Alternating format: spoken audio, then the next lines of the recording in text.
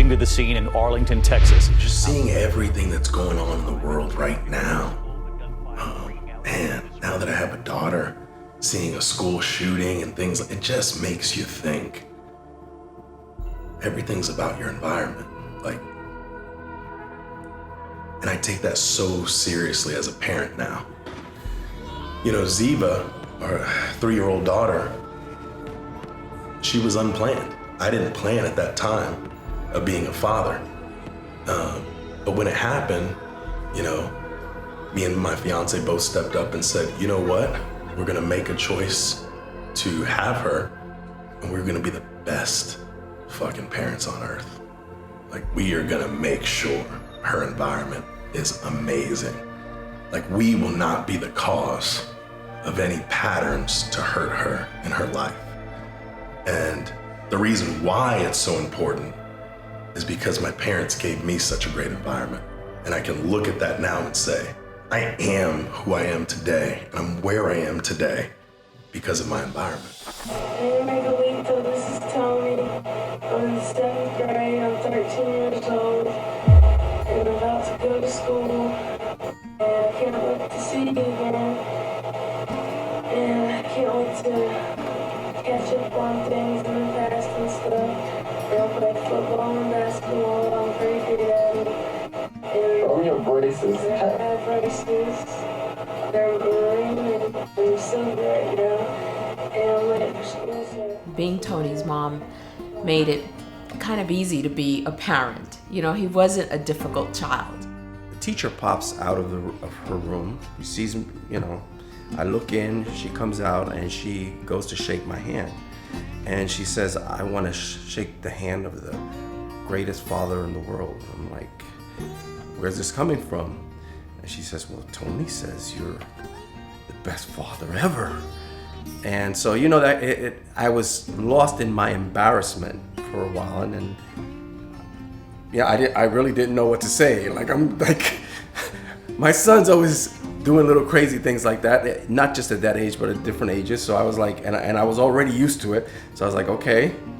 And then she says, but, you know, there's one thing about him. She says, he tries to teach my class. So I turned to her and I said, welcome to my world. At home, he tries to be the parent.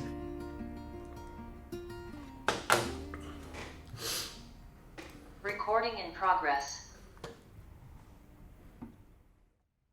Where, you know, we joke about it all the time, about how your parents were strict on you and everything. But once I got to live with you, it was kind of like, you know, all of my adolescence years, really just like the same way I learned to appreciate my mom.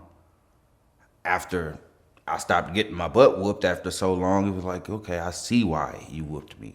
Just like I see why your parents were the way they were with you. Like, I picked up on some of that while I was with you, and I was only there for some months. Yeah.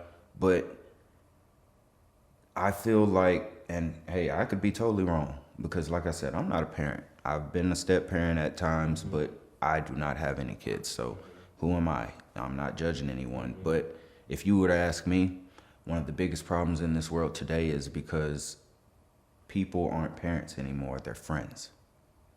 People want to be accepted by their kids, or people are so young and having kids, it's like you're wanting to be friends with them, and you want their friends to like you, and this and that. And like, respect and morals are all out the door. People don't have personal time with their kids anymore. Like, when I see people that are actually interactive with their kids, I love it. Like, literally, if we were to walk outside right now and I seen a gentleman playing catch with his son, I'm gonna stop him and say, excuse me, sir, I love what you're doing. Might not mean much, but to me, it means a lot, because you don't see that anymore.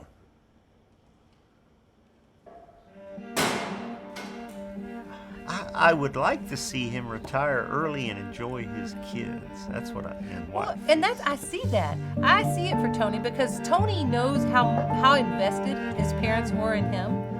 His parents were invested. They didn't miss a game. They didn't miss a practice. Maybe a practice. But, you know, there was just things they Ted didn't basically miss. ran all the practices. They set themselves up to, by the time that they in sports, which Steve is only 3 now, and But by the time they were doing things, they set themselves up to be in a position where they could not miss anything. And Tony knows how valuable that was.